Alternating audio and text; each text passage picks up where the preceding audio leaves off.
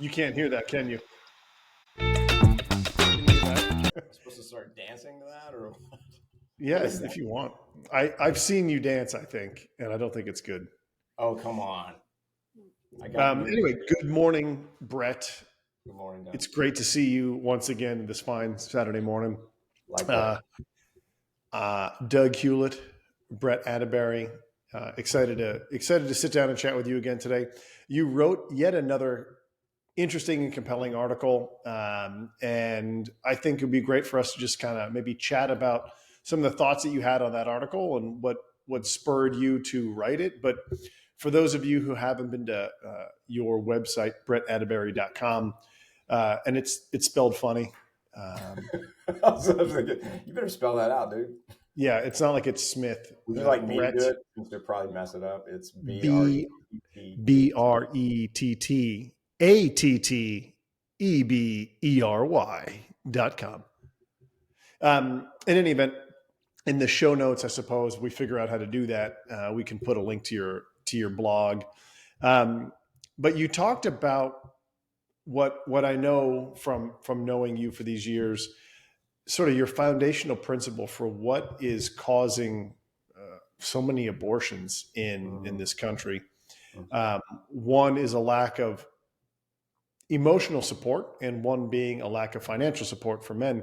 But I think you get to an even greater point in your article, which is if women knew that there were other options beyond Planned Parenthood, they would investigate those options. And what you and I want to do with Sheepdog Brotherhood is to get to some of these bigger issues at a level that can change how people view the problem, how people respond to their sudden awareness of an unplanned pregnancy, and do that.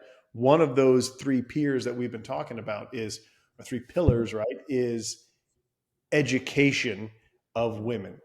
Yeah. Meaning letting them know that other options exist, not just Planned Parenthood. But do you want to maybe give a quick summary of the article that you wrote yesterday?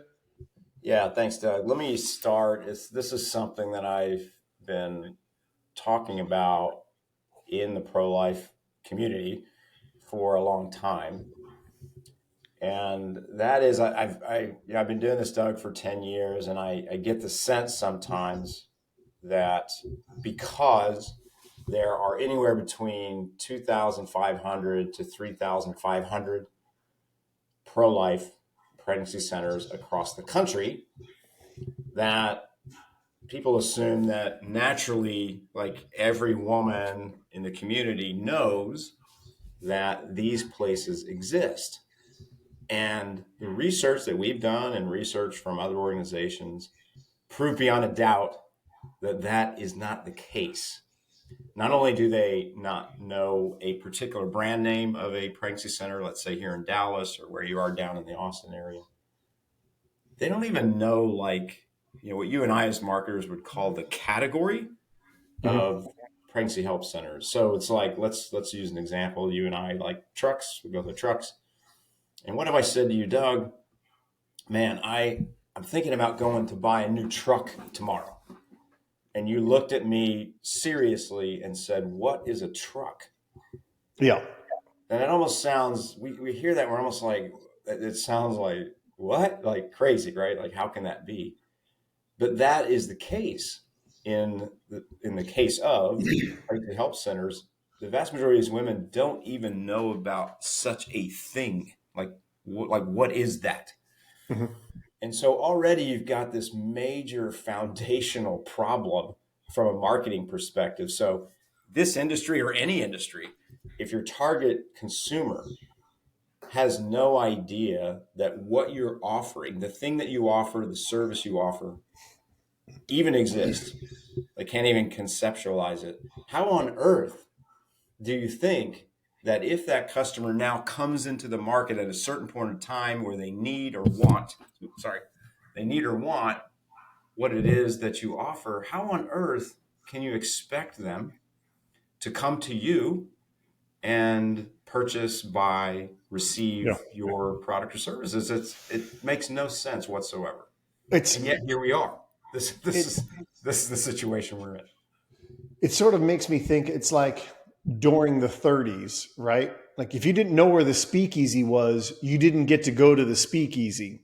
And somehow pregnancy resource centers are like the 21st century speakeasy. Like unless you know it's there, you don't know what book to That's great. pull on the wall. Yeah. Yeah, that part I understand what you're talking about. Speakeasy, pretty fun. Um, yeah, to your point, whatever it is, I mean, all of us at a certain point in our lives when we were young, we didn't know about categories of certain things, and then you learn about them. So how do you learn about them? Well, you might be told by somebody about them. Word of mouth, as we call it in marketing, or now it's much more common to call it viral marketing. Mhm. Um, you might hear about it by watching a TV program or some kind of show, and there's an advertisement. It might be a famous person who talks about it.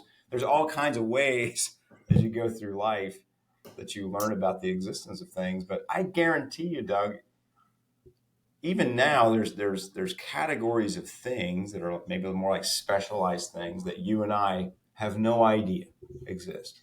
We don't know. Yeah. And so you might be at a party talking to somebody, hey, what do you do? And he goes, I do this thing. And you're like, what is that? And it was like, it's this thing. And you're like, you're receiving new information you've never heard before. It's like, what? And so just trying to remind people it's really important to know, because I just think the pro-life community is made up of just wonderful, passionate people who want to do so much good, but sometimes forget like I just call it the fundamentals. The Mhm. fundamentals of marketing is like, look, if and I say this often, if women don't know about pregnancy help centers before they face an unexpected pregnancy, they will not go to pregnancy help centers when they face an unexpected pregnancy. This is just basic marketing. Sure. And sometimes I think, and I know this is the case in other industries as well, this kind of like, if we build it, they will come. And, harking back to the Kevin Costner baseball movie from, I think, the 80s. But no, they won't. They really won't. Unless somebody happens, like, it's like a hospital or something, and you're out there on your ranch, Doug, and you chop your finger off. Yeah, take you to to the emergency room. Somebody will take you, hopefully. Um, but no, they won't. They won't go. They don't know. And so we have this massive challenge in front of us Mhm. about how do we let women, in this case, primarily women in the target market, which are primarily 18 to 29 years old. Accounts for about 70% of all abortions. How do we let them know about these centers well before they would ever face an unexpected pregnancy? How do we also, in the process of doing that, make that brand and that product and that service attractive to women, so Mhm. that if and when they do face an unexpected pregnancy in the future, if you and I have a pregnancy help center, for example, if we had one, whatever brand name ours is, that's the one that comes to mind, Sure. that she says, oh, I've heard about these guys for years. Everything they say really resonates with me, and I'm going to call them first because they built that trust with me. And this is the challenge that the pro-life world has right now. So let me do a call back to our first episode where we talked about. Excuse me, I got a cough. Hold on. So let me do a call back to our first episode where we talked about Sheepdog Brotherhood and sort of what we wanted to do. Mhm. You and I have talked about this fundamental. Our goal with the Sheepdog Brotherhood, which is what brings us together here on this podcast today, is to talk about the role that men can play. But I think you've done a really good job of articulating the problem. And what we want to do is not just, like so many podcasts out there, point out the problem, yet provide no solution, right? Like every look, I listen to a lot of AM. Like I got to an age where I listen to AM radio now. You know, um, Yeah, that's embarrassing. Yeah, but go ahead. yeah. No, you know what though? I'm informed. But anyway, so I'm listening to AM radio, and there's so much talk about the problems, Yeah. few offers for suggestions for the solution. And what you and I have recognized is that we've recognized the problem is that there's a lack of an awareness. And it's fine for us to point at and go, well, look at all the lives that could be saved. Look at all the women who could be financially supported if there was a solution. Look at all the women who could be emotionally supported if there was a solution. And how do you do those things? And our goal with Sheepdog Brotherhood is to amass a group of men. And for us, as a group, you and I, in bringing in more men over the course of time and continuing to bring in people virally, where we're offering an education.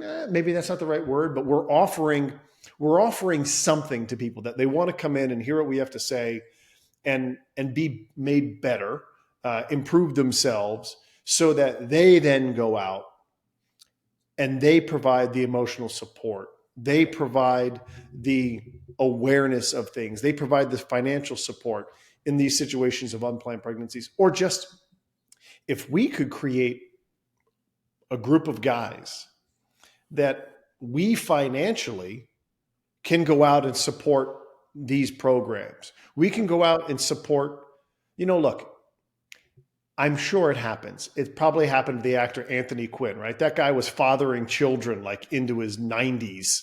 Okay. Maybe he had a few unplanned pregnancies along the way, but for I the think most so. part, Yeah. I think the unplanned pregnancy situation happens for younger people, right? Childbearing aged women and, the men that they're generally fathering children with are younger, right? So we need to get to these people and help them understand the opportunity. And the financial support may not come from somebody who's 18 years old and finds themselves in an unplanned pregnancy. The financial support is Well, so. this is why, Doug, we last time and we talk about this. I was at a great talk on Thursday night here by a gentleman friend, John Heinen, who runs the Catholic Gentleman along with Sam Guzman. And many times in his talk, because the talk I was at is called Claritas, and it's all men by design. How many times I think during his talk I should have written it down. He said, "Stand in the breach." And he was really challenging all of us as men. He talked about a lot of things, but he was challenging all of us as men to stand in that breach. Because let's be honest, here in our culture, how many men are completely failing to be men? They're really more, I wish I had remembered John's words exactly. They're really more like boys in men's bodies. Act like boys act. They're incredibly self-centered. They're incredibly selfish. They have no desire to serve other people around them. And so this is I'd call it a cultural cancer. It does make you wonder if, in the main, if the vast majority of men in our culture started to act like men instead of acting like boys, how many of these cultural ills that we're currently facing would go away? I don't know the answer, but I think it's probably would have a massive impact. Well, To your point about the financial thing, it's so interesting because I remember back when I got involved in pro life, we could talk about that story another time, but when I made that decision that this would be my mission for the rest of my life, I did two things. One was just to start a magazine called, Pro Life Magazine. How clever. And the other I did, which was based on having visited some pregnancy help centers in the Philadelphia area, was to realize as I was just asking them questions, almost like a researcher. I'm just trying to understand, well, why do women do this?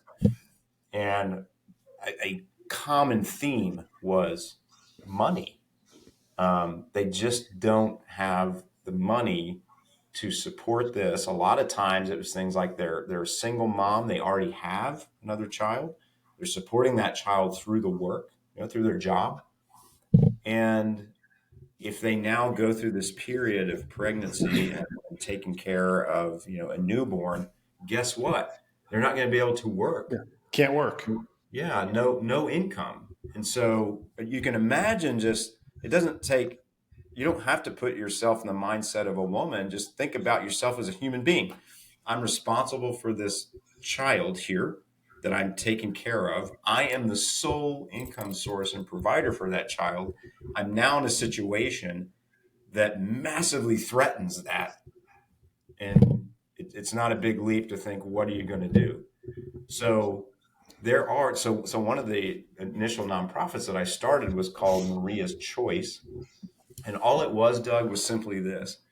I would find out from, I think it was specifically one center down in Center City, Philadelphia. I'd said, tell me when you have a woman who comes in and you could tell from how you're talking with her that the financial concern is a primary thing, and ask her what she needs. As my friend David B. Wright often says, how can I help? How can I help you? And if it's a financial thing, they'd say, well, I need rent support for 3 months. I need all the new baby stuff, the crib, the stroller, all that stuff. And I'd be, okay, so if you find that out, tell me how much that costs. And then I will go into my church here, the people I know here, and I will raise that money. If that's all it takes for that woman to make a decision for life, I will go find the money to make that happen. And it worked, Doug. And a little bit into that, when I got invited to Heroic Media, so I switched. But here's the thing. There is a great, and I hope we can talk about this on another episode here. There is a great nonprofit that does exactly that right now. And it's called Let Them Live. I think it's letthemlive.org or something like that. It does the same thing. It just finds out what is the financial security need, solves that problem through raising money from people, probably all over the country. It works. And we shouldn't be surprised that it works, because women, and that's back to the research, women are telling us, this is the reason I had an abortion. Financial security is one, and that's what we're talking about now. So there's a way, as I said in the bottom of the article, I was talking about something different, but these problems are solvable. We know what they are. The research is telling us what we need to do. All it takes is for all of us to get together. Okay, so I think this is a good call to action here, right? Where this is why we're getting together to do this podcast and hopefully turn it into some sort of movement, right? Like anything else, people want to invest their time, talent, and treasures, their resources in things that they get something out of. And what we felt was that if we created a podcast, one, that was maybe interesting, and two, figure out what it is that we can give to those people who want to join this. We want to take those resources that we generate and give them to organizations that we know will go out and solve this problem, right? There's so many nonprofits out there. We are not trying to create a nonprofit. That's not our goal. No. No mas. We just be yet another, right? Yet another nonprofit. Because you and I will definitely talk about this, and maybe we can have a quick blurb about it. But nonprofits are run like nonprofits, right? Nonprofits are run generally, I know that's not the case, but in my mind, I picture like a knitting circle of like 80-year-old women, someone's in the back, like stirring soup, and I know they all have the, a great heart. They love the people that come in the door and they want to help people. And it's like grandmom's there to take care and make your boo-boo go away, but they have no idea how to run a business. And you and I talked about, what if we created a for-profit nonprofit, right? Let's figure out a way that we're giving our members value.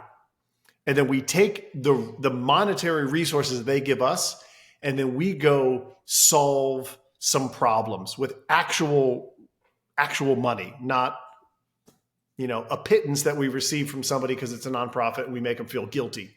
But they go, damn it, these guys have, they've got a cool mission. They've got awesome merch. They've got a cool story. And hey, man, when I listen to them, they bring in some really interesting people to talk about problems that men face. It isn't just about abortion, but we think that there's a man problem in this country. And we want to do our part to bring good dudes together. Because as you were talking, you made me think of something. I have a great father, and he, he's just about 90. And I learned a lot of wonderful things from my father. But not everybody has a dad that's around or is a great man. Yeah. But what if when somebody was in a crappy problem and they needed a solution, and they found out that some men that they don't know helped them financially take care of a situation, helped, the girlfriend that they got pregnant, some dude that they don't know gave money to help make this situation palatable or get them through it. Those are some dudes that I want to, they help me and they don't even know me. I want to figure out who these guys are and go learn from them. And I think if we amass a group of men who are willing to look out for the interests of others, the true role that men are called to have, to live honorably and to take care of other people, I think we could create a movement. Yeah, I love the idea on your point about for-profit, nonprofit. Since I have deep experience in both, it's a choice by a nonprofit to run it like a nonprofit. The nonprofit that I'm blessed to lead, Heroic Media, we run it like a for-profit in the sense of how we approach the business. And I use that term business on purpose because when you run it like a business, you have to compete. And when you compete, you have to get better, and better against your competitors, but just better for the sake of getting better. And a lot of times I find, to your point, Doug, about nonprofits, is there's a strange kind of mentality, and I have to be careful. I have to choose my words carefully here. But I've noticed it before, people who have worked in nonprofits, and it's almost like this: I am doing something good for some purpose, therefore you should support me. Mm-hmm. And I don't like that mentality at all. In my mind, for a nonprofit, the nonprofit is actually serving the interest of the people who are donating. I'll call them investors, donors, as they're commonly called. Mm-hmm. We use the word investors on purpose because that's how we want to think of it. They invest in it for a result, a return on investment.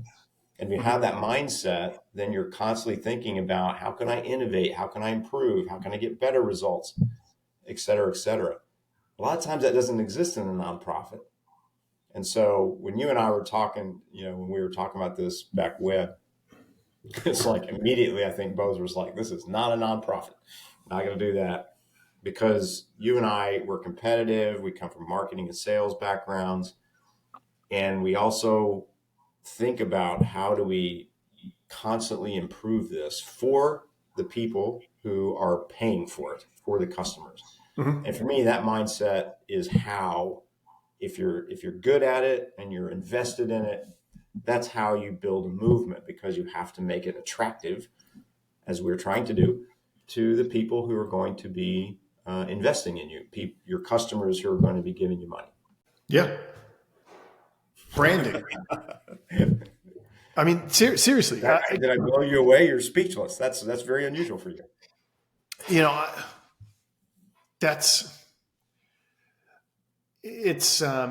Like after I lost my job, I started training people how to use, how to use video to engage customers and sales. And I was training people how to do that. And I saw that the biggest opportunity for doing that and conveying a message about what's going on was in nonprofits.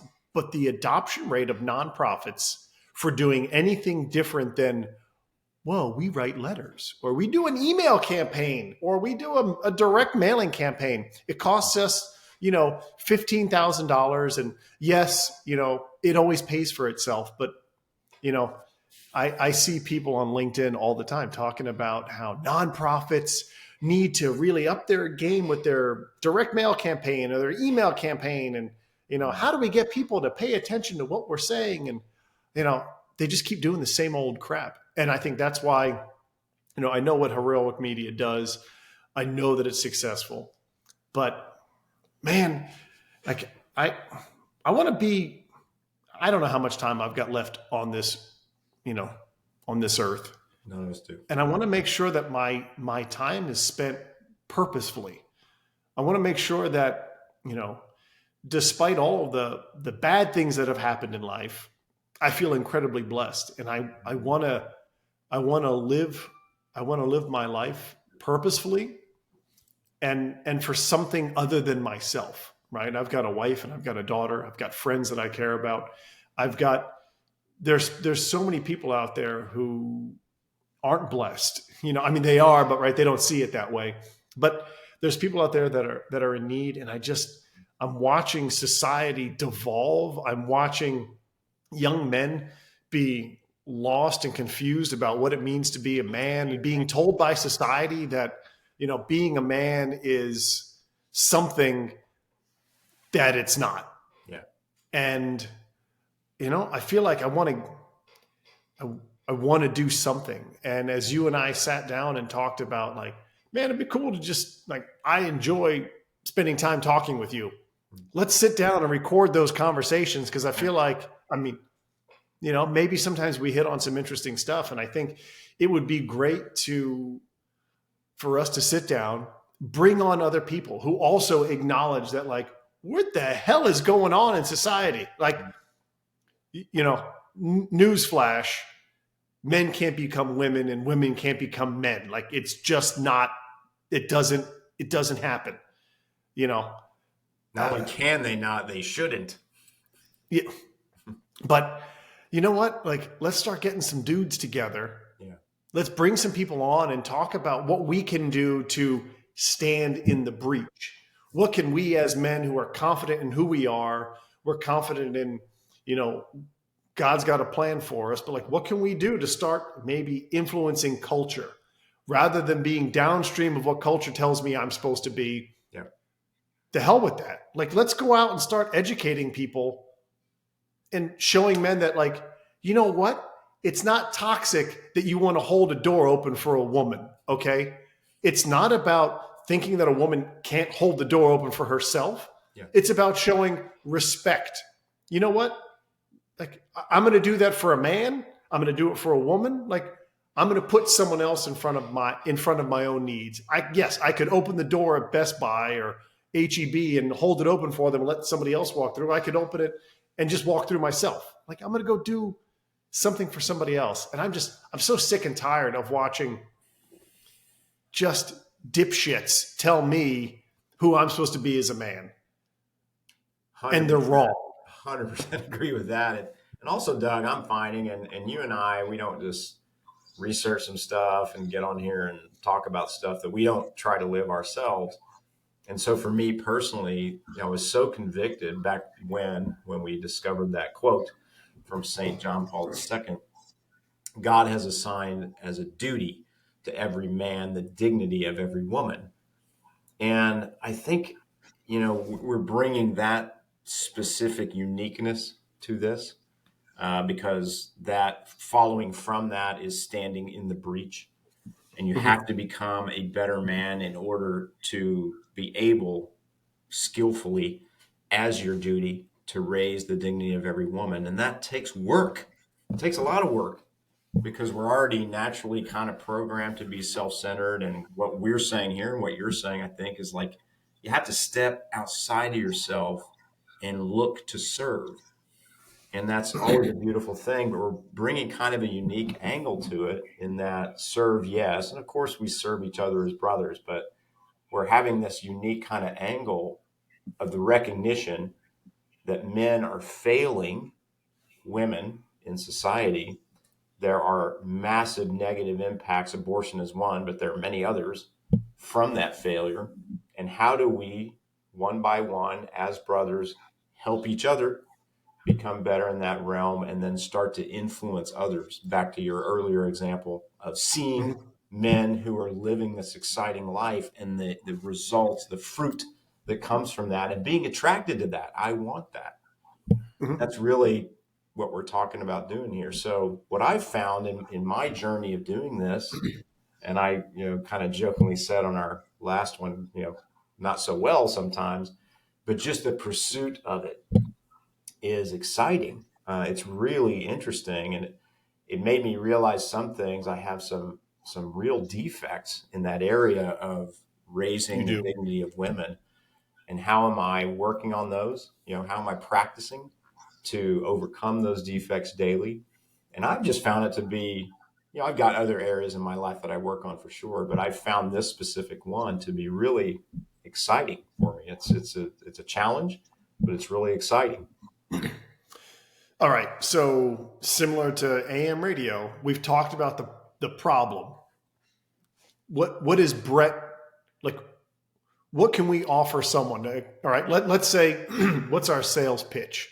What is the brand that we want to create? How is it going to solve that problem? What is it that Sheepdog Brotherhood seeks to do? Go.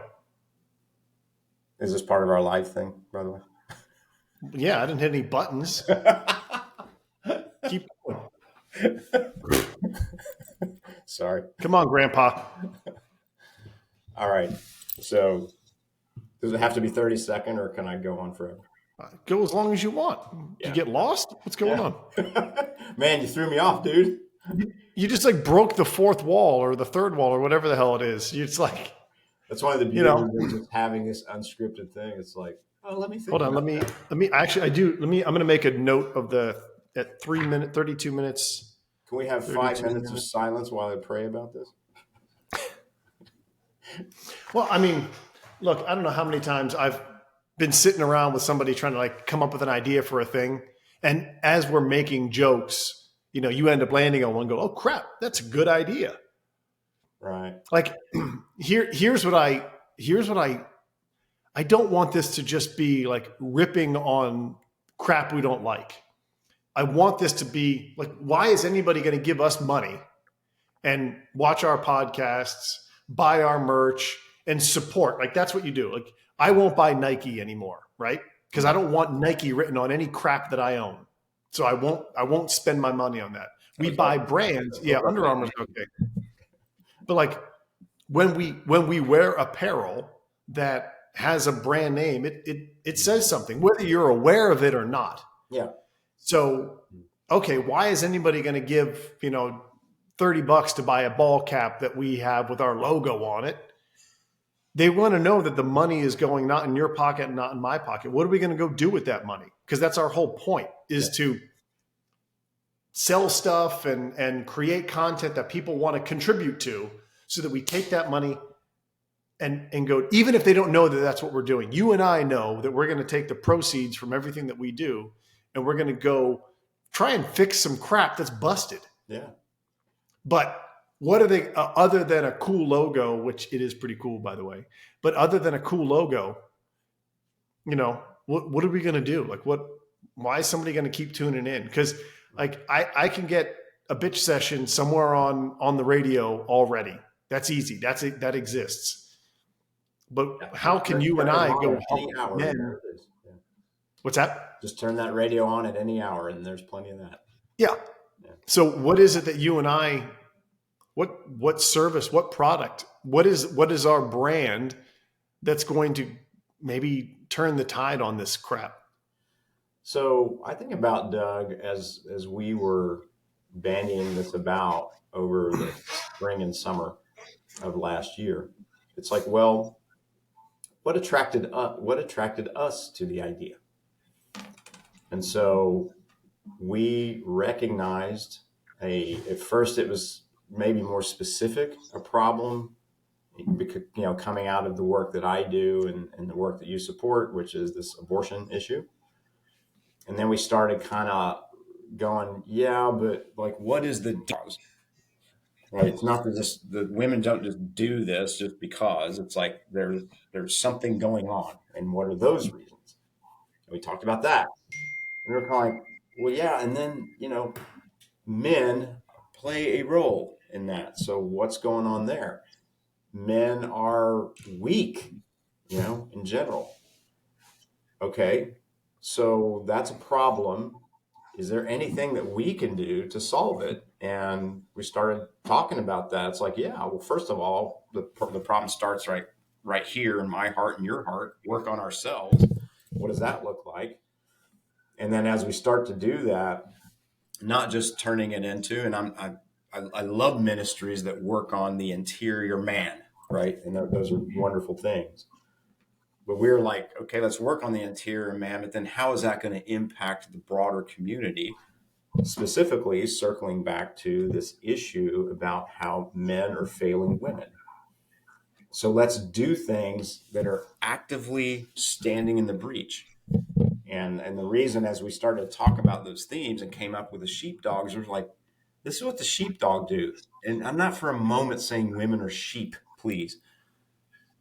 But just as an idea, it's like there are these sheepdogs who become part of, or they feel in their hearts that they're part of the flock, right? And will do anything, including giving their own lives to protect those sheep from the wolves. And then you and I talked a lot about, well, what are the wolves in our society? Well, we know what they are. Theologically, we're talking about, the evil one, the devil, all of those influences and all the ways that the wolves are coming in and picking off the sheep Mm-hmm. one by one, or, across the board. It's like, dude, you and I, we want to be those sheepdogs that are trained and committed to defending those sheep, even to the point of their own lives. And you and I got motivated and excited about, that's what a man is. That's not a boy. Mm-hmm. So my little dog my son's dog I'm taking care of, a little Chihuahua, that this first sign of a wolf, that dog would be hightailing it out of there. That's a boy, right? You don't want boys. You want men that are willing to sacrifice and serve and do this. And the more we talked about, it's like, yeah, you and I want to do that, but don't other men want to do this? Men of character, men who are seeking holiness, men who are trying to advance in their own virtue. Wouldn't they want to do this?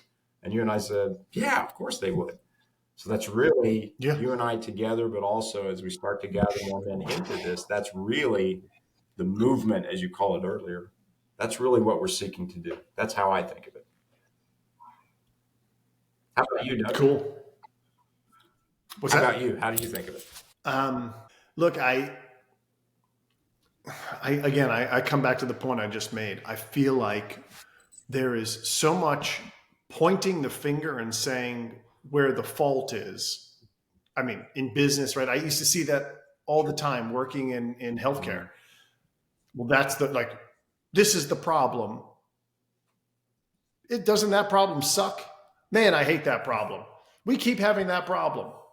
Here it is, the third year. We still have that problem. Like, everyone talks about the problem, but nobody does anything. And I know that the way I'm wired, has yielded this sort of result. Everybody's pointing at the problem, and then they go, hey, where's Doug? And like, I could be in the wrong direction, but I'm trying to do something about it. And I think that's what this was, right? Like, we acknowledge there's a masculinity problem in this country. We suddenly there's a predilection in all of us to do the easier thing. Yes. Right? Like, when we drive someplace, well, hell, I'm going to take the shortcut. Let me get there faster. Let me get there with less traffic. Let me get there with less turns or less fuel or whatever. we're hardwired to want to avoid the hard things. There are some men who go, no, no, no, no, man. Like, yeah, I could go around the mountain, but I'm going to go up and over because, damn it, I'm going to do that. I want to challenge myself to be a better man, one that can confront a challenge and get to the other side and know, yeah, I just tackled that mountain, right? It's why, when you do Exodus 90, why I get up in the morning and I do cold baths or cold plunges. Not every day, but I do cold plunges because I know like people aren't going to do that. When I was running competitively in college and after college, I knew that when it was raining and cold and sleeting, probably stupidly, right? I'm still going to go do my hurdle technique training outside because I know everyone else that I'm going to compete against on a day like today is not going to do that. So I'm going to choose the hard path because I can know in my heart when I stand on the line to go, perform against someone else, I know that on the day when no one was watching and it didn't matter necessarily, I chose the hard thing. And if I can do the hard thing when no one's watching, I can do the hard thing when it matters. And I think that's what I want to get to. Like, I don't know what this is going to turn into. My hope is that you and I, and we bring other people on board to interview, to talk. We bring people with interesting stories on, and we serve as a signpost. We serve as mile markers to say, hey man, here was a guy who was faced with something that was hard, and he came up with this, and it made him a better man and made him a man that other people want to watch and listen to and talk to and learn from and emulate. There's a path, excuse me, there's a quote from an author, Machiavelli, right? And in the book, The Prince, there was a line, I read this book when I was like 17, and this quote stuck with me. And it's, I'm sure you could use it for evil, right? But the way I've always thought about this was, a wise man ought always to follow the paths beaten by great men, for even if their ability doesn't equal theirs, at least it will savor of it. And the idea being that, like, look, we can follow crappy people and we can get crappy results and we can turn into crappy people ourselves. Or we could take the harder path. We could take the path that challenges us, and we can try and emulate men that we respect and admire, who are also flawed.